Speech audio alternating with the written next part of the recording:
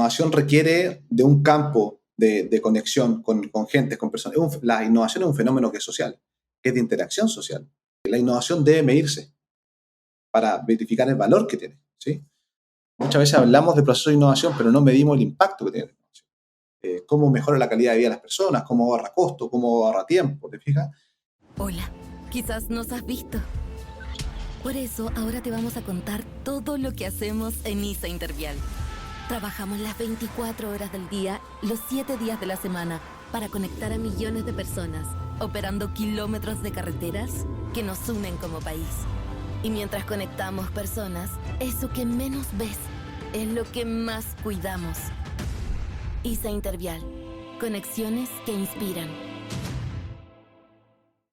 Esto es Conversaciones con Impacto, el podcast de Impact Latam.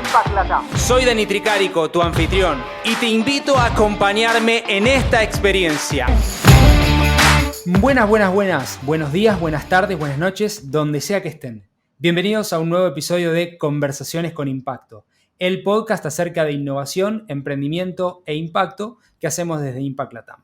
Soy Dani Tricarico, su anfitrión, y les agradezco por sumarse y compartir junto a mí y junto a nosotros, el equipo de Impact Latam, esta linda jornada, esta linda conversa que tenemos con emprendedores, inversores, líderes y referentes acerca de los temas de innovación, emprendimiento e impacto en Latinoamérica y en Iberoamérica. Como siempre, los invito a sumarse a la comunidad de Impact Latam ingresando en www.impactlatam.co y acceder, suscribirse para recibir nuestro boletín y muchas otras cosas más. También les pido que, por favor, si les gustó este episodio, nos dejen un rating en cada una de las plataformas de preferencia donde lo reciban y también que nos dejen una breve reseña, nos ayuda a seguir creciendo y hackear el algoritmo, como decimos. Bueno, muy bien. El día de hoy tengo un gran gusto de entrevistar a un gran referente, un querido amigo también. Vamos a hablar acerca de GovTech, innovación pública, de hubs de innovación, de emprendimiento, del desarrollo de ciudades en Latinoamérica y mucho, mucho más. Aquí con el querido Patricio Ovalle Wood. Patricio es General Coordinator Cities Hub of Latam at the Cities Lab BID, que ya nos contará un poquito lo que hacen ahí. Ha sido director y fundador del Hub en la Municipalidad de Providencia, el Hub Providencia, y ha sido director del Centro de Competitividad de la Universidad del Pacífico. Cuenta también con estudios en el IE, allí en España, la Universidad Austral, el INCAE, Babson, la UDD, Universidad del Desarrollo, la Universidad del Pacífico y mucho, mucho más. Inicialmente quiero agradecer también a mi querido amigo Seba Saavedra, que nos puso en contacto, ¿te acordás, Pato? Allá por 2020, así que un abrazo grande a Sebas. Y bueno, aquí estamos, querido Patricio. Gracias por sumarte a un nuevo episodio de Conversaciones con Impacto. Hola Dani, ¿cómo estás? Feliz de estar aquí contigo y felicitaciones por todo lo que hacen. Escuché el podcast que le hiciste en honor a Mauricio Russo, así que Sí. me gustó mucho, así que eso, muchas gracias por la invitación. Gracias por escucharlo, sí. Y también un abrazo grande a Sara, su hija, quien nos dejó compartir ese lindo episodio de legado. Bueno, muy bien, querido Pato. Como hago siempre, busco en el research, en este ánimo de research, de búsqueda. Vos tenés una frase, hablás de muchas cosas, de estos temas, pero hay una frase que me interesó mucho y de la cual quiero citar, para que me ayudes a mí y a la audiencia a entender un poco más. La innovación es un deber público. Debemos pasar del foco en el ciudadano al diseño de servicio. Esto es en referencia a lo que vos llamás los olvidados del ecosistema de emprendimiento e innovación acerca del mundo público. ¿Qué querés decir con esto? ¿De qué trata? Dame un poquito de contexto, contanos. A ver, yo tengo la sensación, Dani, que en Latinoamérica completa, la innovación ha sido hoy día solamente liderada por el ámbito privado. Las empresas, las consultoras, incluso las universidades, en el caso nuestro en Chile, más bien privadas, ¿sí? Y hay un gran olvidado de todo esto que son los municipios y el Estado. El Estado siempre va atrás de la innovación. El Estado se produce la innovación y el Estado lo que hace es sale con respuesta con una regulación a la innovación. Aparece Uber, el Estado regula Uber. Aparece, qué sé yo, Didi, Pedidos Ya, y el Estado regula eso, ¿sí? Siempre un poquito va mucho más atrás. Entonces, Yo considero que en el Estado, en el aparataje público, en la administración pública, hoy día hay talento, hay recursos, y lo que ha faltado es generar un ecosistema de colaboración entre el Estado o municipio, si tú quieres, y las empresas que usan tecnología, datos y metodologías de innovación para generar ecosistemas de innovación que favorezcan al ciudadano. Es decir, pasar de planes de gobierno a servicios con foco en el usuario, utilizando la innovación desde el Estado. Está bueno lo que decís, porque como que cambia esa mirada, ¿no? Como decimos, del plan de gobierno, del armado, de la formulación, a ser un gobierno de servicio, ¿no? Y uno de las preguntas que me había anotado acá, que está un poquito más adelante, pero la voy a adelantar, es acerca de los enemigos de la innovación pública, ¿no? Tengo algunas visiones, pero a la hora de empezar a trabajar en dinámicas quizá locales o nacionales, pero sé que vos tenés experiencia en ciudades y demás, ¿cuáles son esos enemigos para poder desarrollar la innovación desde ahí? En el caso público de Latinoamérica, porque yo hoy día desde mi rol trabajo en 15 ciudades de 9 países de Latinoamérica, y en las pesquisas que hemos realizado desde el Banco Interamericano de Desarrollo es que el funcionario público hoy día se pone una capa de superhéroe para poder innovar, y ese superhéroe tiene que pelear, comillas, subrayado, cursiva, contra diferentes cosas, ¿sí? ¿Qué son esas cosas? Son que la administración pública tiene mucho ego, tremendamente hay un ego en las diferentes reparticiones públicas. Lo segundo es que la administración pública en general trabaja por silos, es decir, no trabaja como que el todo es mayor a la suma de las partes, sino que son partes individuales de cada uno. No se comparte información, no se genera interoperabilidad. Entre muchas otras, falta capacidad técnica, el error es muy castigado, nadie se quiere cometer errores, equivocar, porque finalmente eso es un sumario, ¿verdad? La normativa pública es muy rígida, por tanto, el funcionario público hace lo que dice la ley y el ámbito privado hace lo que la ley no dice. Fíjate la diferencia. Entonces, la ley te pone una camisa de fuerza y el privado hace lo que él quiere. ¿Te fijas? Entonces, claro, esos son algunos de los detractores de la innovación en el sector público, en mi opinión. Está buena. Me quedé con esa frase, ¿no? El funcionario hace lo que dice la ley y el privado todo fuera de la ley, digamos. Efectivamente. Ok, está bueno.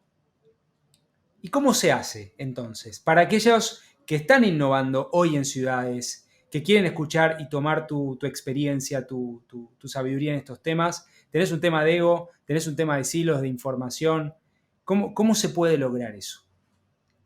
Mira, un caso muy interesante para mí es el caso de Providencia. Yo trabajé y fui director del Hub de Providencia. Yo lo fundé, tuve la suerte de poder con un equipo fundar ese modelo. Y la innovación pública ocurre cuando hay apoyo político. Sin apoyo político, lamentablemente no va a haber innovación pública, ¿sí? Y innovación privada tampoco. Las grandes compañías también requieren de apoyo político. No estamos hablando del apoyo político partidista, sino que estamos hablando del apoyo político de alinear al jefe, al director, al intendente, secretario, para que la innovación vaya ocurriendo. Primero es tener apoyo político. Lo segundo es tener un equipo capacitado y diverso, ¿sí? Cuando hablamos de innovación, básicamente estamos hablando de cantidad y capacidades. Capacidades distintas, no pueden ser todo igual en la misma formación. La innovación requiere perfiles diversos. En mi opinión, requiere un aspecto más legal, la normativa legal pública, entonces el abogado te puede ayudar a eso. Requiere un hombre de negocio, alguien que sepa de negocio, para darle sustentabilidad a tu modelo. Requiere algo de proceso, hay diseñadores de servicios, diseñadores, integrales o bien ingenieros civiles. Requiere también de sociólogo, que entienda las conductas de las personas, y, en mi opinión, requiere comunicación, ¿sí? Esos son los 5 perfiles que debe tener un hub o un proceso de innovación al interior de la municipalidad. Y también número, cantidad. Hay un profesor chileno que es Carlos Osorio, no sé si tú lo ubicas, que es profesor, entiendo que es de la Adolfo Ibáñez, que él dice que según su estudio que hizo basado en Estados Unidos, que un proceso de innovación afronta aproximadamente 100 a 120 problemas completos en 7 ejes, ¿sí? Y una persona puede manejar entre 5 y 6 problemas simultáneamente sin cometer errores irremediables. Por tanto, para afrontar un proceso de innovación se requieren al menos 5 personas, ¿sí? 5 personas, porque se activan 30 problemas simultáneos más o menos en un proceso de innovación. Entonces, cuando hablamos de nuevo en lo público, se carece de espacio físico además, no hay competencia, no hay apoyo político, no hay presupuesto, y se denomina laboratorio de innovación muchas veces a 2 personas que están tratando de innovar, pero son capas de superhéroes que terminan básicamente frustrados porque el ego, porque los silos, porque el castigo del error es muy amplio, ¿sí? Entonces, si no hay apoyo político y no hay lo que te mencioné, en mi opinión, basado en la experiencia que hoy día tengo desde el banco, la innovación pública no va a ocurrir porque existe carente de todos esos apoyos que te estoy mencionando. Hay un punto que no me parece menor, que es vos hablas del espacio físico. Y uno podría decir, ¿no? Si, como poniéndome del otro lado, ¿es relevante un espacio físico en un mundo híbrido, en un mundo post-pandemia? ¿Qué pensás de eso? En mi opinión, total. Total. La innovación requiere de un campo de conexión con gente, con personas. La innovación es un fenómeno que es social, que es de interacción social. Las oportunidades vienen en las conversaciones. Y efectivamente tú puedes hacer de esto un espacio que sea virtual, pero siempre se requiere un contacto presencial con las personas. Hay quienes piensan que hoy día el mundo, como está tan globalizado y tan digitalizado, yo mismo trabajo remoto y reporto Washington, D.C., trabajo con, como te decía, ciudades de Latinoamérica, pero hace falta este espacio físico para tomar un café con alguien, para conversar, para desafiarnos de ideas, para intercambiar. No es lo mismo lo que estamos haciendo hoy día nosotros a distancia que poder tener un trabajo constante 2 veces por semana y poder conectarnos físicamente. Yo creo que el espacio físico, en la administración pública estoy hablando, porque no, a ver, estamos hablando de equipos que a veces no tienen computadores en Latinoamérica para reuniones. Que si nos juntamos en reuniones hay 3 profesionales en un solo computador, ¿sí? Que no tienen buen internet, que no tienen un escritorio. Entonces, cuando hablo de espacio físico, estoy hablando de todas las condiciones que se llaman administración, higiene y seguridad para que tú puedas desempeñar tu labor. Y eso no ocurre. Es decir, el apoyo político se tiene que traducir en buenos sueldos, en buenos perfiles y también un espacio físico adecuado para realizar tu labor como profesional. Está bueno, interesante. Y quiero ir, sí, hacia este lugar, ya metiéndome o metiéndonos en el trabajo que vos haces en el BID, en el Banco Interamericano. Que puedas compartir un poco más acerca de eso, pero vos trabajás con, entiendo, 15 ciudades de Latinoamérica, ¿no? Ciudades potentes, grandes. ¿Cuáles son los desafíos y los errores comunes? Porque diferencia debe tener un montón, pero ¿qué es lo que los mancomuna en términos de los obstáculos que tienen que vencer ligado a temas de innovación? Es una súper pregunta porque en mi caso trabajo en ciudades muy diversas, con monstruos de ciudades como son San Pablo, 12 millones de habitantes, Buenos Aires, Medellín, Bogotá, no sé, Providencia podría ser, pero también con Ciudad de Guatemala, San Salvador, ciudades más pequeñas, ¿sí? Por tanto, los desafíos son diversos. Pero si tuviera que buscar un gran desafío, tiene que ver con aspectos que no son tan controlables, como es la gobernanza y la innovación, ¿sí? Independiente del gobierno de turno, la innovación sigue siendo importante como una política de Estado de ese municipio o de esa ciudad o de ese país, ¿sí? Porque recuerda que los periodos elecciones van cambiando los alcaldes, secretarios, intendentes, y eso hace que tengan más o menos apoyo los equipos, ¿sí? Eso uno. Lo segundo es que al ser elecciones populares y la innovación ser un aspecto tan abstracto, la innovación debe medirse para verificar el valor que tiene, ¿sí? Muchas veces hablamos de procesos de innovación, pero no medimos el impacto que tiene la innovación. Cómo mejora la calidad de vida de las personas, cómo ahorra costo, cómo ahorra tiempo, ¿te fijas?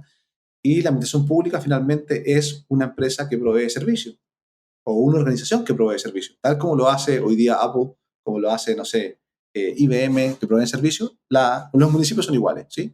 Y ante escenarios con ciudadanos más empoderados, más informados, que requieren respuestas inmediatas, hoy día la administración pública tiene necesariamente que adaptarse a ese usuario más sofisticado para poder dar mejores respuestas.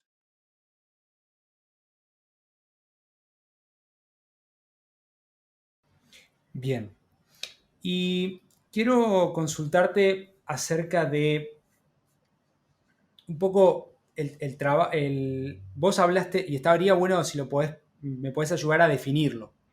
¿Qué es un hub? ¿Qué es un lab? ¿Y qué es un distrito de innovación? Sin ir a lo académico, sino a lo que vos puedas compartir, ¿no? De tu experiencia. Dani, esa pregunta es espectacular. Ayer tuvimos una reunión con el equipo del banco y justamente estamos desarrollando un tipo glosario de innovación para las ciudades para que todos tengamos un lenguaje común, ¿sí? A ver, el hub y el lab es básicamente lo mismo, ¿sí? Son espacios de innovación donde se generan procesos de innovación que ponen al usuario en el centro y generan un valor que en este caso es público, ¿sí? Y hay distintos tipos, hub y lab de innovación público, es decir, que mejoran los servicios públicos con foco en los usuarios, hub o lab, que son urbanos, que mejoran la calidad de vida del ciudadano en la ciudad, la interacción del ciudadano con la ciudad. Y después aparecen los hub o lab, que son ciudadanos y otros más, ¿sí? Nosotros nos centramos en el público y en el urbano. Pero la gran diferencia entre un hub y un lab de innovación, hub o laboratorio de innovación, tiene que ver con dos cosas. La primera tiene que ver cómo se articula el ecosistema y quién ocupa más o menos el ecosistema. El hub, por definición, es un puerto que une, conector a todo el ecosistema de innovación. Ahí están las universidades, las empresas, las startups, los organismos públicos, etcétera, para generar estos procesos de innovación, ¿sí? Por tanto, si pusiera de ejemplo al hub de Providencia, el hub de Providencia es un hub literal, tal como suena. El hub no tiene muchas capacidades instaladas, sino lo que hacemos nosotros es articular este ecosistema para que la innovación ocurra en la ciudad y la ciudad se transforma en un laboratorio de innovación vivo, ¿sí? Por el contrario, un laboratorio de innovación tiene mucha capacidad instalada, tiene muchos recursos instalados, tiene mucha maquinaria instalada y ocupa poco el ecosistema, ¿sí? Sí, como ejemplo, eso sería por ejemplo, el Montevideo Lab, que tiene muchas capacidades instaladas, pero poca articulación con el ecosistema, o lo que hace Buenos Aires en materia de innovación, que tiene muchas capacidades del interior, pero una menos capacidad de conexión con el ecosistema, ¿sí? Ese es el gran diferenciador entre un hub y un lab de innovación. ¿Quiere decir que un modelo sea mejor que otro? No, da igual. Va a depender del líder que lo acomoda más, si es desarrollar capacidades internas o articular los ecosistemas. Yo creo que el modelo del hub, en mi opinión, es más atractivo, no quiere decir que sea mejor. A mí me queda mejor porque lo que hace es articular un ecosistema y genera una condición, un entorno, un ecosistema favorable para que la innovación permee y le llegue al ciudadano de la mano con la ciudad, con las universidades, con las empresas y las startups. Está bueno. Entonces tenemos el hub con capacidad de conectar, el lab que tiene capacidades internas y el distrito de innovación. El distrito de innovación es un modelo que, en mi opinión, se hizo conocido en Barcelona, España, el 22 arroba. Yo no sé si tú lo has escuchado, o arroba 22. Sí. ¿Sí? Ok. Básicamente es un espacio físico ilimitado tipo polígono, donde por una decisión pública se genera un ecosistema, público y privado, se genera un ecosistema de innovación para atraer inversiones, para articular este ecosistema, pero ahí hay inversiones, ¿sí? Instrumentos públicos, políticas públicas, que podría ser desde modificar un plan regulador para que haya tal o cual industria en ese distrito, para modificar el plan regulador para que los edificios sean de más o menos altura en ese distrito, para algo que se llama el uso de suelo. No sé si tú has escuchado hablar de eso. El uso del suelo. Todos los municipios tienen algo que se llama plan regulador, que regula el uso del suelo, que te dice qué actividad comercial se puede desarrollar ahí. El distrito podría ser una excepción a ese plan regulador y podría tener una vocación productiva para atraer inversiones, ¿sí? Entonces, el distrito puede tener características de plan de inversión, modificar el plan regulador, pero también podría tener un laboratorio de innovación adentro, o un hub de innovación, o ambos, porque es un polígono de innovación donde ocurren muchas cosas. Está muy bueno porque en una parte, en un momento, a mí me gustaba mucho lo que era cómo generar justamente distritos de innovación y también en Israel. En la ciudad de Buenos Aires tiene el distrito tecnológico en el sur de la ciudad, que no es tanto como distrito de innovación, pero también se hablaba del corredor de Palermo, ¿no? de la zona de Palermo donde está el CONICET, etcétera, etcétera. Te quiero consultar, y lo mencionaste al pasar, del tema de medición, o de alguna manera convocar esos resultados, la medición de impacto. De la innovación, obviamente, es como bien abierta la pregunta quizá, pero quizá en algunos casos que puedas tener a mano, o de Providencia o de otras ciudades con las cuales trabajas, que puedas compartir como buena práctica de qué se puede medir. A ver, en mi opinión se puede medir todo, ¿sí? De hecho, un dato es un color, un olor, una textura, una temperatura. Todo es un dato, ¿sí? Por tanto, todo se puede medir de alguna manera. Y esa es la gracia de lo que tenemos hoy día. Y hay plataformas que nos ayudan a eso, a visualizar y entender mejor. Una de ellas es Power BI. Lo que sucede en el ámbito público es que cuando se diseña una política pública, no se diseña el instrumento de medición de impacto, ¿sí? no se diseña. Cuando tú diseñas una política pública, deberás de inmediato medir el instrumento de medición de impacto para saber si lo que estás haciendo, lo que vas a hacer, tiene el resultado esperado o no, ¿sí? Entonces, hemos pasado de hacer muchas cosas, pero no medimos eso. No sabemos si es un gasto o una inversión. Lo que diferencia un gasto y una inversión es que el gasto excede la pérdida y la inversión aumenta el patrimonio, ¿sí? Si llevamos la innovación al ámbito privado, lo que se va a hacer es que todo se mide, ¿sí? Cada peso que tú inviertes en innovación se mide, ¿sí? Y esa buena práctica es la que hoy día la administración pública debiera recoger. En el caso de Providencia, que es el caso más cercano que yo tengo, porque lideré el hub durante 6 años, la alcaldesa Matei nos ayudaba o nos exigía medir todo lo que nosotros hacíamos. Y nosotros teníamos en mi dirección instaurado la plataforma Power BI, donde yo sabía que el root de Dani Tricario era 14, 120, no sé cuánto, y yo sabía cuántas horas te habías capacitado, en cuántas ferias habías participado, cuánto habías vendido, toda la trazabilidad y el viaje de ese usuario en Providencia, ¿sí? Ese tipo de cosas hoy día se puede hacer. Esas plataformas son gratuitas. Lo que tú necesitas es una persona que lo sepa implementar y un líder que sepa qué dato quiere medir, ¿sí? Porque finalmente, Dani, es muy seductor cuando alguien dice desde el ámbito público que invertimos 3 o 4 o 20 millones de dólares, pero lo interesante no es la inversión, es ver cómo eso mejoró la calidad de vida de las personas, cómo redujiste los tiempos de espera, cómo, no sé, ¿te fijas? Está buenísimo. Y aparte me gusta esto de evidenciarlo rápidamente y esa trazabilidad no es común. Por lo menos yo, en los años que trabajé también en la política pública. Te quiero preguntar, Pato, voy a ir con el tema ya así del trabajo, ¿no? Per se que haces en el BID.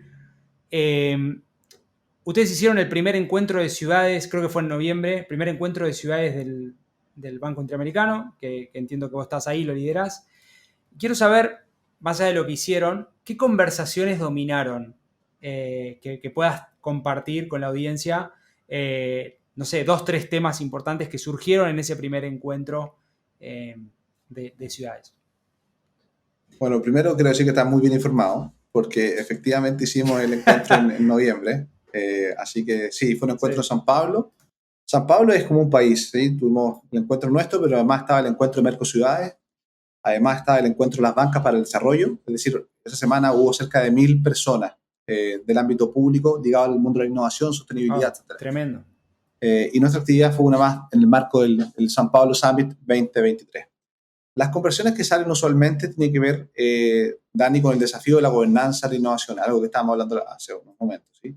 Cómo poder, independiente de los gobiernos de turno o del gerente, y llevámoslo al mundo privado, del gerente que está a cargo hoy día, la innovación sea un must de cada una de las instituciones. Es decir, cómo podemos... Y ahí aparece un tema súper importante que está ligado con lo que haces tú, de visibilizar, de comunicar, de extender, validar, legitimar, acercar, promover esta cultura de la innovación, ¿sí?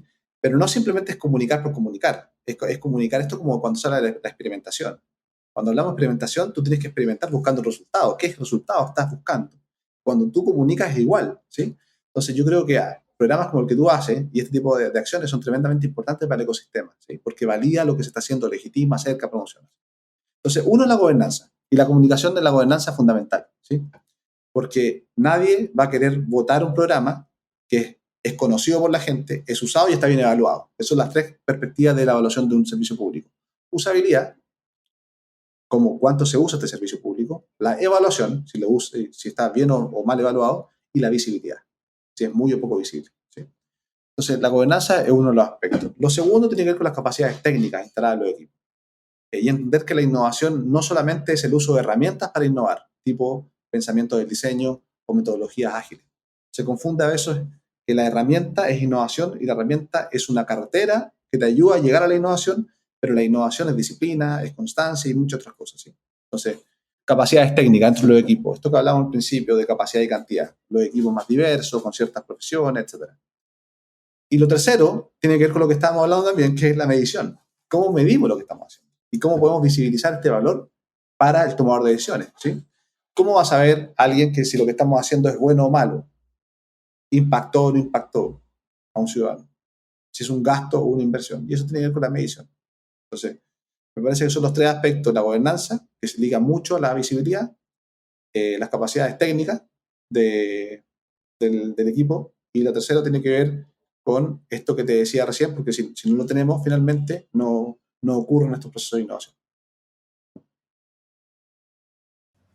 Y en ese marco y en el encuentro de ciudades, me imagino que habrá salido el tema de inteligencia artificial como uno de los grandes temas, ¿no? Es una idea mía. Y si no salió, estaría bueno conversar acerca de cómo ves el impacto del AI, ¿no? De la inteligencia artificial, ya de cara a la formulación de programas de innovación y cómo se está dando eso en las ciudades. Bueno, a ver, todavía, en mi opinión, desde donde yo trabajo, la inteligencia artificial en la ciudad no se ve como una realidad, ¿sí? Todos saben que existe, todos saben el potencial, pero en la ciudad todavía no se ve a gran escala, principalmente por temas de regulación, ¿sí? Hay regulaciones que impiden el uso de los datos, ¿sí? Salvo que haya un consentimiento explícito de los datos. Yo participo también en una mesa del Senado, que es temas de privacidad de datos y la gobernanza de los datos de la política chilena. Y ese es el gran tema. Hoy día, ¿cómo podemos conseguir una política que nos permita extraer el máximo potencial de la inteligencia artificial, pero sin que esto pase a llevar los derechos digitales de los ciudadanos, ¿sí? Porque que Dani camine todos los días por una ruta, ¿no es cierto? Ese dato, esa huella digital que queda, ¿de quién es? ¿A quién le pertenece? O sea, esa es la gran discusión hoy día. ¿De quién es ese dato? ¿Ese dato es de la plataforma tecnológica o es del usuario que ocupó esa carretera? ¿Sí? Mira las conductas de las personas. Nos levantamos, miramos el teléfono, nos subimos al auto, Waze, después pedimos comida, pagamos, transaccionamos, después entramos. Entonces pasamos mucho tiempo en el celular y dejamos muchas huellas digitales, ¿cierto? Y eso queda ahí plasmado. Pero son datos. ¿Esos datos a quién le pertenecen? Tú quieres que efectivamente todos sepamos que Dani compró tal o cual cosa, que pagó de tal o tal manera, que se movió con esta trayectoria todos los días. O sea, si ese dato se ocupa de mala manera, es un problema. Ya aparece, subyace entonces lo que tiene que ver con la ética de los datos o la ética de la inteligencia artificial, ¿no es cierto? Y muchas otras cosas que hoy día las regulaciones no lo han sabido solucionar. Y es por ese motivo que hoy día la ciudad no ha podido adoptar materias de inteligencia artificial tan fuertemente como nos gustaría. Mira, claro, ahí tiene un limitante claro en términos regulatorios. Pero, sin embargo, eso me parece que se va a acelerar rápidamente. Te quiero preguntar, Pato, ¿cómo se escala esto de la innovación? Porque una cosa es, bueno, armarlo. Yo sé que ustedes armaron, vos armaste, no sé si hay un equipo ahí, pero fundamentalmente vos, una metodología con estadios. Entonces, ¿cómo se escala esa innovación? Porque no podés estar en cada conversa digamos, medio complejo eso. Entonces, sobre todo para 15 ciudades que no tienen nada que ver Buenos Aires con Curitiba, digamos, tienen factor en común, pero son muy diferentes, o mismo San Pablo, ¿no? Sí. Bueno, usualmente cuando ocurren estos programas de acompañamiento a ciudades o a ciudades o ámbito público, no se discrimina en el ciclo de desarrollo que te lleva a tu ciudad, ¿sí? Los meten a todos juntos en un proceso. Y lo que nosotros quisimos hacer desde el banco fue algo bastante disruptivo, porque generamos una metodología de 3 componentes para que las ciudades se pudieran autoevaluar y con eso poder segmentar según su etapa de desarrollo. Y cada etapa de desarrollo, entonces, se le provee un set de recursos para que la ciudad pueda ir desarrollando su proceso de innovación, ¿sí? Entonces, desarrollamos 3 estadios de desarrollo. Las ciudades que estaban en la fase de ideación de un lab o hub de innovación, aceleración y expansión. Son 3 estadios de desarrollo que finalmente terminan siendo 2 en la práctica, pero son 3 en el diagnóstico, ¿sí? Ideación, aceleración y expansión, que después las partimos, estas 15 ciudades, en 2 estados, que se llaman ideación, aceleración y aceleración, expansión, ¿sí? Con eso lo que estamos haciendo, estamos generando, por una parte, una caracterización, estamos comprendiendo qué requiere las ciudades que están en las fases más tempranas de innovación y qué tienen y qué requieren las ciudades que están en las fases más aceleradas de innovación, ¿sí? Con eso hacemos un traje a la medida. La inversión pública del banco es mucho más rentable, además, porque estamos haciendo un set de habilidades para lo que tú requieres. Y esto es una metodología que es de manera exploratoria, porque no se ha hecho antes y nosotros también como banco nunca la habíamos hecho. Esto lo estoy es parte de mi trabajo este diseño. Y vamos al segundo año ahora. Hasta ahora vamos muy bien, vamos acompañando ciudades. Tenemos ciudades como San Salvador, por ejemplo, que sería como el gobierno regional de San Salvador, la OPAMS, que reúne a 13, 14 municipios, y ellos están pensando en armar su laboratorio de innovación y acompañando. Entonces, esto es un proceso de innovación abierta, donde después esta guía próximamente la vamos a publicar, la pueden usar universidades, empresas, ciudades, para, a base de este proceso de innovación abierta, puedan ir acompañándose en su proceso de creación de hubs o labs de innovación como un vehículo para generar innovación en las ciudades. Está bueno. Vos también estás, como lo mencionaste ahí y lo tenía anotado acá, ya digamos con foco en Chile. Tenés mucha experiencia trabajando en varios lugares, gobiernos regionales, etcétera, pero sobre todo me interesó esto del Senado, ¿no? El Senado del Futuro creo que se llama, o la Comisión Futura del Senado creo que es el nombre, que todos los años tiene este encuentro y demás. También me interesaría saber, ligado a tema de innovación en ciudades, ¿qué se habla ahí? ¿Cuáles son los grandes desafíos? Hablaste algo de datos, pero también entender un poco de eso. Sí, yo diría que el gran desafío es entender que hoy día las políticas públicas tienen que ser centradas en el ciudadano, en el usuario, ¿sí? Y antiguamente la política pública se le denominaban planes de gobierno. Eran un poco, cuando no sé si has visto el ejemplo del parque, que es un cuadrado, y se dice experiencia versus diseño, o diseño versus experiencia, y quiere decir que ese cuadrado de pasto, cuando llega al ángulo, nadie llega a la esquina y dobla, sino que hace una transversal y genera una transversal de tierra. Eso es cuando el diseño de ese parque se contrapone con la experiencia del usuario, ¿sí? En el caso, esto llevado a la política pública, el plan de gobierno, el diseño del plan de gobierno se contrapone con la experiencia del usuario, ¿sí? ¿Por qué? Porque hoy día nosotros hacemos, hasta ahora en Latinoamérica, se hacen las políticas públicas desde el escritorio, desde los tecnócratas, de la gente que sabe. Pero se ha dejado a lado el ciudadano, ¿sí? Se ha dejado a lado escuchar al ciudadano. Y no es lo mismo participación ciudadana que codiseño, ¿sí? Los niveles de participación son 5, desde informar hasta empoderar, dar poder de decisión, ¿sí? Tiene que informar, codiseñar, etc. Entonces, pasamos de la participación al codiseño. El codiseño es que yo me siento contigo, habito tus zapatos, hago el trámite y me levanto a las 4 de la mañana para tomar una hora en el CEFAM de Pudahuel a las 6 de la mañana y esperar 6 meses más, ¿sí? Y empiezo a analizar por qué ocurre eso, cuáles son los problemas que hay en el diseño del servicio público, en este caso de salud, ¿sí?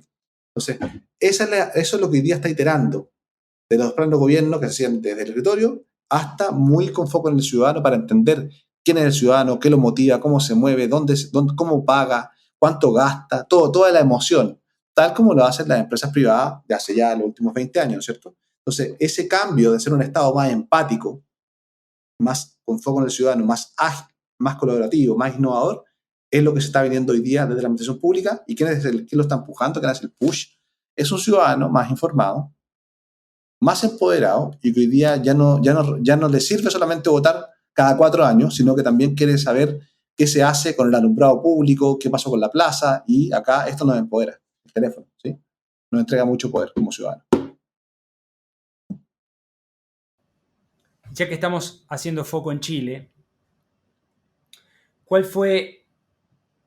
Me imagino que son varias iniciativas, sobre todo el plan, el diseño, pero una iniciativa que quieras compartir y destacar del trabajo que hicieron en el Hub de Providencia, que resonó dentro del banco y que también catapultó esta conversa de, che, escalemos esto, porque si mal no entendí, corregime, del trabajo que hicieron fue como repliquemos esto en la región. Entonces quiero entender si tiene que ver también con una iniciativa puntual o el diseño en general, pero bueno, ahí sí puede destacar una iniciativa.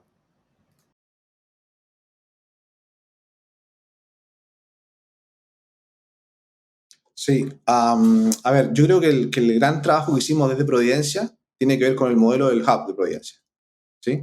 Ese fue la gran innovación que el banco se interesó. De hecho, lo que estamos haciendo ahora se llama Hub de Ciudades, ¿sí? Porque es poco usual que una ciudad, por una parte, haga muchas actividades extramuro. Comentábamos hace un ratito en off que hoy día mismo el Hub está haciendo una actividad en las plazas, en los parques, ¿no es cierto? Conversaciones de innovación, charlas, talleres, etc. Pero también hacer 1000 actividades por año es poco usual, que una municipalidad haga 1000 actividades por año. que una municipalidad abra el 52% del tiempo sus espacios para los emprendedores. Nosotros teníamos un cowork abierto 24/7, diferentes programas, pero también teníamos startups que habitaban el espacio público, de ese tipo de oficina, adentro. ¿Sí? En mi opinión, fue una revolución, ¿sí? Lo que nosotros hicimos. Y abrimos una categoría que hoy día está el Hub de Vitacura, que apareció el Hub Lo Barnechea, y se viene el Hub Las Condes, el Hub La Reina, ¿sí? Una categoría. Y por otra parte está Renca con su modelo de la fábrica, y lo hace Peñarolén con el modelo propio de ellos. Entonces es interesante lo que le ocurrió. Me parece que ese fue el gran aspecto que el banco le interesó, porque además yo participaba previamente a hoy día tener una posición más estable en el banco, durante los últimos 4 años, viajando a diferentes partes de Latinoamérica y Europa para contar la experiencia del Hub de Providencia, ¿sí? En un proyecto que se llamaba Urbelac, ¿sí? Que causaba mucho interés. A nosotros nos pedían apoyo o información desde Suecia, desde China, desde Francia, desde Estados Unidos, desde Holanda, desde muchas partes, ¿sí? Hablaste de las comunas. Muchas de las comunas que mencionaste tienen recursos, pero no por tener recursos también es más fácil generar un hub de innovación. ¿Cuáles son los desafíos para las comunas de Chile, no solamente de Santiago, sino también del sur, del norte, etcétera? Yo creo, Dani, que el gran desafío es que las autoridades políticas comprendan que la innovación ya no es una opción. La innovación es un deber, ¿sí? La innovación entrega múltiples valores, múltiples retornos económicos, sociales, medioambientales. Es entender que hoy día el ciudadano requiere respuestas más ágiles, colaborativas e innovadoras. Es entender que la administración pública debe ser más empática, con foco en el ciudadano, entender sus prácticas. Es entender que cada peso de la administración pública debe ser medido y rentable. Es entender que debemos democratizar el acceso de la pequeña empresa o las startups como proveedores del Estado. No puede ser posible que todavía en el año 2023, cuando tú hagas un servicio público y veas las licitaciones públicas, siempre son 3 los oferentes. En luminaria, en mantención de parque, en mantención de semáforo, en mantención, ¿sí? Pero ¿qué pasa con las startups? Que hoy día tiene una tecnología, tiene equipo capacitado, pero no tiene experiencia. Está fuera del mercado, no puede participar ni siquiera, ¿te fijas? Entonces, por eso es importante la compra pública e innovación. Es algo que Chile hoy día está comenzando a liderar en Latinoamérica. Está modificando su plan de compra. De hecho, el presidente Boric firmó hace una semana, me parece, esta nueva ley de compra pública e innovación que va a facilitar que las startups puedan participar como proveedoras del Estado, ¿sí? Y de esa manera se democratiza y sacude también todas las malas prácticas, porque hoy día la tecnología, las startups deben participar como proveedores estables del Estado, y con eso generas una igualdad de cancha para todos los proveedores y sacamos todas las malas prácticas también de todo lo que sabemos que ha ocurrido en Chile y en Latinoamérica hace muchos años. Y ahí me diste el pie para ir a GovTech, que lo definiste, lo contaste, y un poco lo hemos atravesado. ¿Cuál es el desafío de GovTech para que se suceda como una categoría? ¿No? Que un poquito lo veníamos hablando antes de comenzar el episodio. ¿Qué te parece? Sí, es interesante. La resistencia y la lentitud de la administración pública, la incapacidad de atreverse por no cometer errores, y el desconocimiento técnico del uso de la tecnología, específicamente temas GovTech, ¿no es cierto?, que son estos ecosistemas de colaboración entre el Estado y las empresas que usan datos, tecnología, metodología e innovación para afrontar retos o desafíos públicos. La normativa pública es el gran desafío. Hoy día tú puedes tener una startup, por ejemplo, Impact Latam. Puede ser un tremendo canal de difusión de buenas prácticas en los municipios, con foco en los ciudadanos, con foco tipo las revistas antiguas. ¿Te acuerdas las revistas antiguas que te llegan a tu casa? Sí. Como esos datos ISOs. Ok. Claro, ¿no es cierto? Perfecto. Que en Estados Unidos todavía se reparten. Si tú vas a las casillas, está lleno de esas cosas. Pero hoy día Impact Latam puede ser perfectamente un canal de difusión de las actividades para los ciudadanos, un podcast, ¿sí? Pero probablemente si tú vas a una licitación pública no te la puedes ganar. Probablemente porque te va a faltar experiencia, porque no va a tener dinero para la de garantía o para la póliza de seguro, porque el banco no... O sea, hay que destrabar eso. Hay que hacer que el acceso a ser proveedor público sea mucho más amigable con empresas como las tuyas o como la de muchos emprendedores, ¿sí? Porque de esa manera lo que estamos haciendo, estamos democratizando no solamente el acceso, sino que también las buenas posibilidades que llegan al ciudadano, ¿sí? Hoy día las compras públicas, el mercado público transa cerca de estas por los 20.000 millones de dólares por año. Y las partidas principales son educación, salud y seguridad, ¿sí? Después bajan por las municipalidades muchas de ellas. Y de ahí se va perdiendo, ¿sí? Pero siguen siendo, es mucha plata, sigue siendo mucho dinero. para que sean muy pocos proveedores quienes atomizan todas estas compras públicas. Yo soy de la idea que hoy día tanto Corfo podría ser un agente, o el Ministerio de Ciencia podría ser otro, para que adoptaran la compra pública de innovación y generaran las condiciones para que empresas como las tuyas, u otras tantas, pudieran ser proveedores de verdad del Estado, generando mayor impacto y mayor rentabilidad social en el gasto público que hoy día se hace en estos 20.000 millones de dólares, creo yo, que se hace de mercado, o entre 16.000 y 20.000 millones de dólares que hace el mercado público en Chile.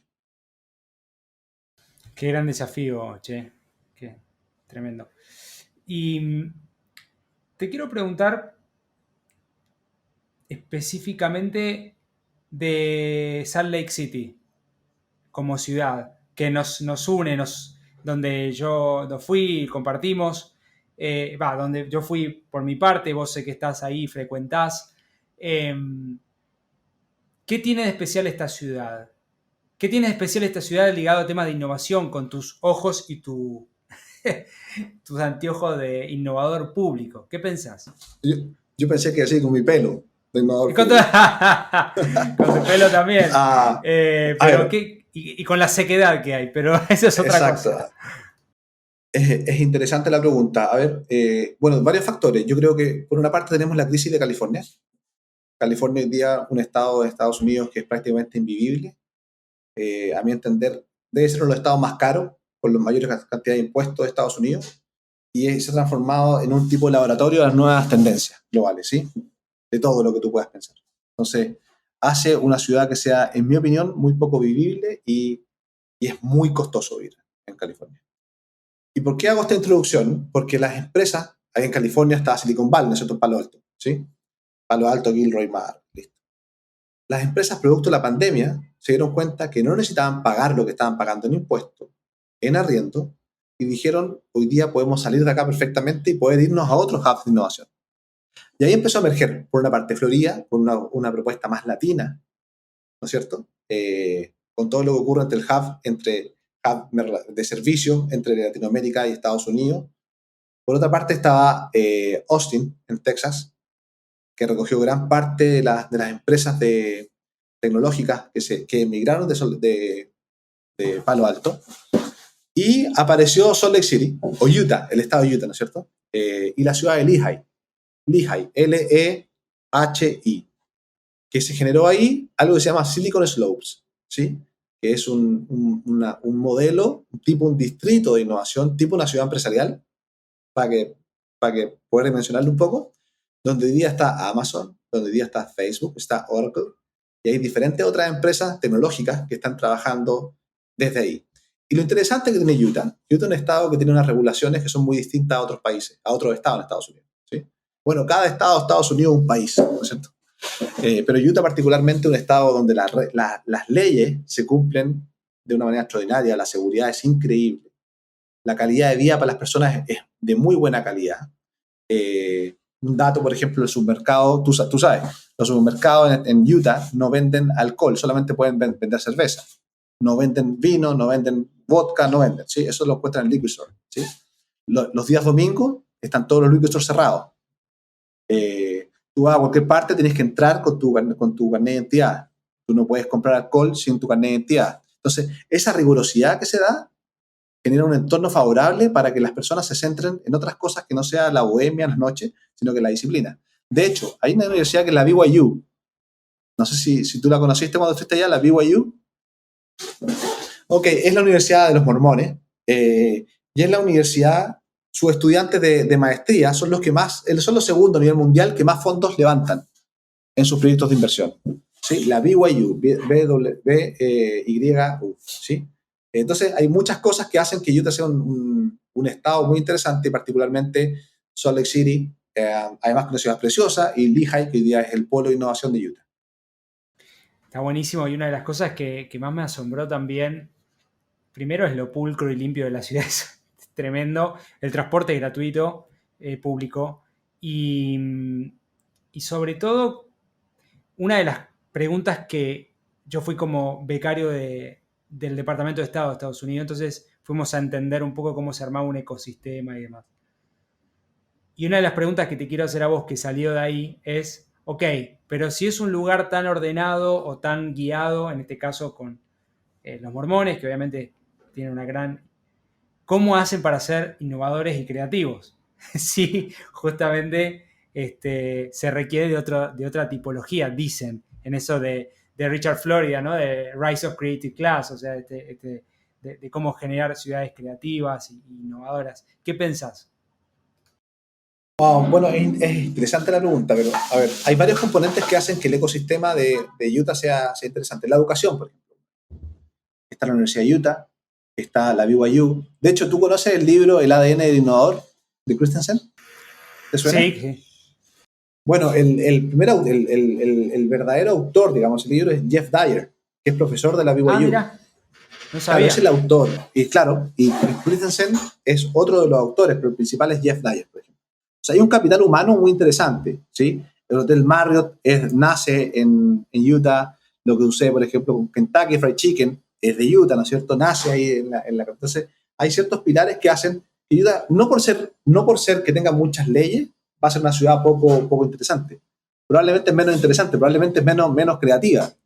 Pero la NBA hace una actividad que se llama NBA Star, una semana por año. La semana del año del 2022 me tocó estar en Utah y ahí se lanzó la aplicación esta 3D.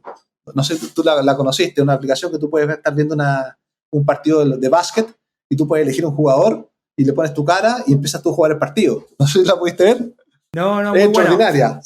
Se lanzó en Utah esa. Se lanzó en Utah. Fui a ver a los Utah Jazz, pero bueno, todavía no estaba este lanzamiento. Pero vi ese posteo tuyo que hiciste, no pude indagar más. Está buena. Claro, es extraordinaria. Tú te puedes meter a jugar, por ejemplo, y se eligió Utah para hacer ese lanzamiento, ¿sí? Entonces, lo que te quiero decir es que Utah hoy día está recibiendo mucha inversión, hay muy buen capital humano, hay muy buenas universidades, hay muchas empresas, es una ciudad que garantiza la inversión porque es muy estable, una buena relación entre inversión e impuestos, que son aspectos fundamentales. Quizás le falta un poco de atractivo en lo creativo, en lo cultural, es cierto, pero es interesante ver cómo en los diferentes ecosistemas la innovación ocurre y ya después cada uno elegirá qué le queda más cómodo. Si California, pagando la cantidad de impuestos que se paga, asumiendo la cosa como está con las drogas, ¿no es cierto?, con el meth, con el cristal, como los homeless, eso. O Utah, que es un estado mucho más tranquilo, mucho más limpio, quizás aburrido, comillas, cursiva, subrayado, pero que genera un entorno favorable para desarrollar actividades como la innovación o el emprendimiento. Interesante, Pato, gracias por compartirlo. Bueno, mira, ya en la recta final creo que cubrimos varios temas, hablamos de todo esto que es tan interesante. Sí, que creo que estaría bueno destacarlo y vine en zigzagueante, así como el innovador. Sí, yo te vi emocionado por muchos pasajes. Pero me fui a Salt Lake City y ya te quiero cerrar un poco el episodio con Latinoamérica. Hablamos de Chile, hablamos de Provi. ¿Qué otra ciudad o qué otras ciudades te parece interesante alguna iniciativa? ¿Qué sé yo, alguna iniciativa de San Pablo? ¿Alguna iniciativa de Buenos Aires? Obviamente sin desmerecer, esto no es una tabla, sino que vengan que en las 15 ciudades que trabajás esta instancia. Sí. A mí me seduce mucho, Dani, la alianza público-privada. Creo que con la gran cantidad de crisis que estamos viendo, política, económica, social, sanitaria, el año 2020 hubo cerca de 65 estallidos sociales. Y son problemas, y hay que diferenciar entre los problemas y los problemas complejos. Efectivamente. Wow. Entonces, y hay que diferenciar de los problemas a los problemas complejos. Son dos cosas distintas. ¿Sí? Los problemas complejos son cuáles tú no tienes un interlocutor con quien hablar. No sabes bien la causa del problema. Es un poco estallido social de Chile lo que ocurre. ¿Sí? Entonces, con todo este escenario, yo creo que la alianza público-privada es fundamental. El privado no puede solo y el público tampoco puede solo. Necesitamos una unión. Y hay modelos muy interesantes. Un modelo me parece muy interesante, el de Medellín, que los que trabajamos en el mundo de la innovación sabemos lo que es, ¿no es cierto? Tú sabes lo que es Medellín, lo que ha hecho, ¿no es cierto?, en temas de, no solamente en el ámbito privado, sino que también público, con su Medellín y su propuesta de servicios públicos, Ruta N y muchas otras cosas. Lo que ocurre, por ejemplo, en Ecuador, en Guayaquil específicamente, que hoy día está sometido a una crisis tremenda de narcotráfico, delincuencia. Yo he podido estar el último mes 2 veces y me voy en enero de vuelta, con su Épico. Épico es la empresa pública, Épico es empresa pública de innovación y de competitividad de Guayaquil, ¿sí? y tiene un centro tipo patio de Villavista completo, que desde ahí generan este épico con oficinas, es espectacular, me encanta el modelo público-privado desde épico, lo mismo que hacen en Colombia con Medellín. Pero después tenemos otras ciudades, como estos monstruos, como San Pablo. San Pablo tiene cerca de 5 laboratorios de innovación. Uno es el 011 Lab, si la gente que le interesa ver, el 011.lab, es súper interesante, el laboratorio de innovación pública. Tiene otro que se llama el Green Sampa, que es un laboratorio de innovación que invierte en tecnologías verdes, sostenibles, para la ciudad. Y hay otros más que son de las empresas públicas, ¿sí? Es decir, tipo corporaciones serían en Chile, que funcionan con un subsidio municipal donde invierten en empresas tecnológicas, ¿sí? Ese modelo me parece que es fantástica. Yo siempre me voy a incentivar con los modelos público-privados. Bueno, en Chile el Hub de Providencia lo he repetido 20 veces, pero creo que lo que hizo la alcaldesa Matei es fundamental, es espectacular. Lo que hace Renca también es muy bueno con la fábrica de innovación de Renca. Lo que hace Buenos Aires, con la ciudad de Buenos Aires en su área de innovación, con el BOTI, por ejemplo, este asistente virtual que marca un hito en toda la innovación pública de Latinoamérica. BOTI es el asistente virtual que trabaja 24/7 desde un WhatsApp, que responde lo que tú quieras de la ciudad de Buenos Aires. Y así hay diferentes casos que son interesantes poder conocer en mayor detalle, pero ahí te nombré algunos que pueden ser interesantes. Buenísimo. No, interesante, Latinoamérica creo que tiene mucho también para llevar, porque hablamos de Estados Unidos siempre, pero Latinoamérica como emergente de esto tiene muchísimo. Bueno, quiero ir ya al cierre con estas 3 preguntas finales que siempre hago, como rapid fire, para que también la audiencia pueda conocerte desde otro lugar, saliendo de lo específico de las ciudades y demás. Así que ahí vamos. Si tuvieses que regalarme un libro, serie o película, ¿cuál sería y por qué? Puede ser de este tema u otros, y también lo vamos a dejar en los links de este episodio. Mira, película yo soy muy malo, veo muy pocas, pero una película que me marcó mucho, que fue Una mente brillante. Es extraordinaria. No sé si la has visto alguna vez. Espectacular. No sé el actor, pero es espectacular. ¿No? Sí, espectacular. Una de las pocas películas que yo he visto. Y libro sería El ADN del Innovador o de Dyer y Friedrichsen, que me parece que es espectacular, que es un estudio de 5.000 ejecutivos, 500 líderes y 50 fundadores de startups que habla sobre las habilidades para innovar. Eso me parece que es espectacular. Buenísimo. Bueno, lo vamos a dejar en los links de este episodio. Si tuvieras que darte un consejo a vos mismo cuando eras adolescente, tenías 15 años, ¿cuál sería? Puede ser una frase. Al final, no te metas en este tema de la innovación. ¿Cuál puede ser? Mis papás siempre me decían, cómete la comida. Eso era una...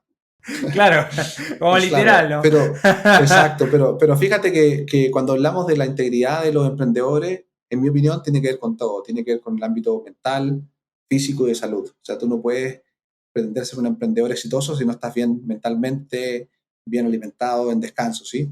Y ese cómete la comida lo traduzco en alimenta tu mente, descansa, haz ejercicio, ten buenas relaciones sociales. Creo que es fundamental eso. Para ser un tipo íntegro, ¿sí? No vale ser un emprendedor que trabaje 24/7 si finalmente te va a dar un paro cardíaco a la vuelta de la esquina o si la gente habla mal de ti, por ejemplo. Me gusta mucho más el liderazgo, por ejemplo, que impulsaba Mauricio Russo, que yo te conté que escuché que todos hablan bien de él, que fue una persona, o lo que hace el Dani Dacaret, por ejemplo, que son personas íntegras, ¿no es cierto? Que son personas que le hacen bien al ecosistema, que son líderes, que son imanes, ¿sí? Y me gusta mucho más ese estilo que el otro estilo. Así que cómete la comida, descansa, actividad física y no sé, medita y qué sé yo. Y esta última, generalmente la hago, o sea, casi nunca la hice hasta ahora, pero la voy a hacer por tu perfil. Vos sos un tipo que va, te levantás temprano, no sé si haces CrossFit o gimnasio, alguna de esas cosas. Entonces quiero saber cuáles son una o dos cosas que incorporás a tu rutina diaria para lograr tus objetivos y que quizá otros puedan extrapolar de esa vivencia o de cómo armás tu día. Sí, yo no hago CrossFit porque si no ya lo hubiera dicho. Claro, bueno, era sí. Gimnasio, CrossFit, algo vi así en las redes, no me había quedado claro. Sí, no, efectivamente, yo creo que la actividad física, yo en general me levanto muy temprano, a las 4:40 de la mañana, y a las 6 sagradamente. Eso, a eso iba. Sí, a eso sí, iba. Sí. 4:40. Sí, sagrada. 4:40 me levanto todos los días de la mañana, tomo mate, café, leo, y a las 6 estoy en el gimnasio, que es la hora que abre, con un par de compañeros de Providencia. Todavía vamos. A las 6 entrenamos, de 6 a 7:30 más o menos, de ahí comienza el día para nosotros. Entonces la actividad física es fundamental, el leer y también darse espacio para el ocio, para los asados, para tomar algo con los amigos, con la novia, salir. Creo mucho más en eso que trabajar 24/7 y centrarte solamente en ganar plata. Yo creo que la plata es una consecuencia de muchas otras cosas. Es un poco lo que tú hablas también de esto de emprender con sentido, ¿no es cierto? Y la sostenibilidad también se relaciona con eso, con el propósito de lo que nosotros estamos haciendo. Y cuando tenemos un emprendedor que se centra solamente en ganar plata, yo creo que tarde o temprano eso le va a pasar la cuenta. Creo mucho más en los emprendedores que trabajan por una idea, por un propósito, y como consecuencia del gran trabajo, del gran valor que aportan a la sociedad o esa solución, el retorno económico es una consecuencia. ¿A qué hora te vas a dormir? Porque si te levantas a las 4:40, ¿cómo haces? ¿Sabes qué, Dani? Mira, duermo poco, me acuesto relativamente temprano, tipo 10 u 11 de la noche, pero con eso me recargo pila y con buena alimentación, y de repente le metemos una siestita y de repente sale su siestita, pues, compadre. Así que, no, en general llevo una vida bastante sana, bueno, bastante tranquila. No consumo ningún tipo de droga, solamente me gusta tomar vino, la piscola y el asado. Ese sería como las salidas que tengo. Exacto. A ver si un día hacemos un asado, güey. A ver si un día hacemos un asado y conversamos más. Sería lindo. Claro que sí. Bueno, querido Pato, fue una linda conversa, te agradezco tu tiempo. ¿Querés compartir algún mensaje de cierre? Algo que quizá no hayamos tocado con exhaustividad en esta conversa, como para ir cerrando. No, Dani, yo creo que hablamos mucho, fue muy entretenido. Solamente me gustaría felicitarte a ti por lo que vienes haciendo todos estos años. Y eso muy, muy honestamente, sé lo difícil que es emprender, más en este 2023. Pero a la larga, yo sé que este tipo de iniciativas traen consigo el retorno que se esperan, porque esto es muy valioso, ¿sí? Para visibilizar, comunicar, extender, validar, legitimar, acercar, promover la cultura de la innovación, el emprendimiento, y que tanto bien o tanto falta le hace a Latinoamérica, ¿sí? Si yo tuviera poder de decisión, invertiría en Impact Latam. Así que, claro. Entonces, no, eso, simplemente gracias por la invitación, felicitaciones por el gran trabajo que haces, y ojalá que nos veamos pronto comiendo un asado y conversando otras cosas. Ahí estamos. Bueno, querido Pato, esta no será la última vez que conversemos. Seguramente cuando haya más informes o cosas que estés lanzando también podemos retomar y hacer un round 2. Así que bueno, muchas gracias por compartir esta linda conversa. Bueno, Ani, te mando un abrazo y un saludo a todos. Nos vemos. Bien. Bueno, aquí lo tuvimos al querido Patricio Ovalle Wood, el Pato Ovalle. Hablamos acerca de GovTech y de varias cosas. Quiero agradecerles a todos y cada uno de ustedes por su tiempo, por compartirnos. Si les gustó este episodio, compártanlo, ayúdenos a dejarnos una breve reseña en las plataformas, un rating. Y bueno, nos estaremos encontrando en el próximo episodio de Conversaciones con Impacto. Como siempre digo, donde sea que estén, buenos días, buenas tardes y buenas noches. Muchas gracias por sumarte a este nuevo capítulo de Conversaciones con Impacto. Te invito a sumarte a esta comunidad de hacedores que está cambiando el mundo. Ingresá ahora en www.impactlatam.co. Sumate y sé parte ahora de este cambio. www.impactlatam.co